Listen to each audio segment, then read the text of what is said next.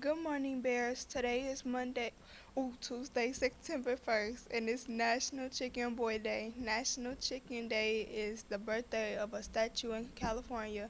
The chicken is 22 feet tall and holds a bucket of chicken. You can see the statue along Route 66. He is named after the 1960s Chicken Boy restaurant. Please stand for the pledge.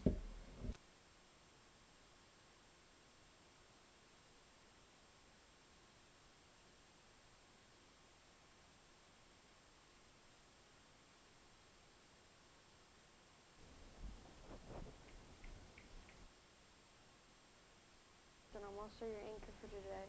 Today's weather is a high of 84 degrees and rainy.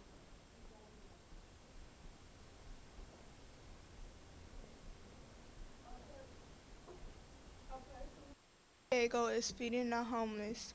All sports have been concluded. Games start Friday. Remember to bring a water. How do trees access the internet?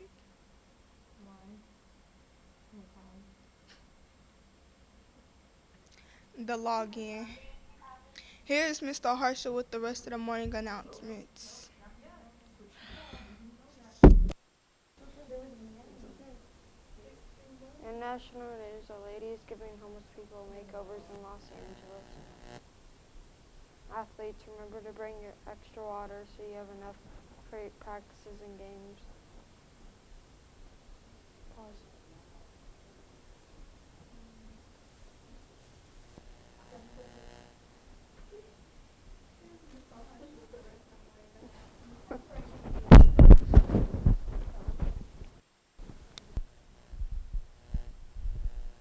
Bears, and thank you for your patience this morning.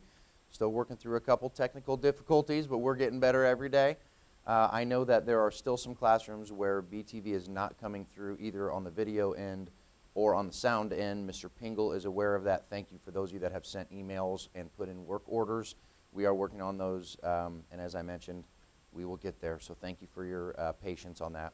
I wanted to talk just a little bit this morning. Number one, before I forget, Mr. Bergman and Mr. Smith told me to remind all students that today we will begin tracking tardies in the building here at Belzer. By now, all students, whether you're a 7th or an 8th grader, have had plenty of time to figure out your schedule, where you're going to and from, and so we will be tracking tardies starting today. So make sure that you use your 5 minutes of passing period time wisely. Make sure that you are walking on the right side of the hall, and that if you are talking to your friends, that you are walking and talking so that you can get to class on time. It's really important, guys, that you get in that classroom and that you are prepared to start when the bell rings.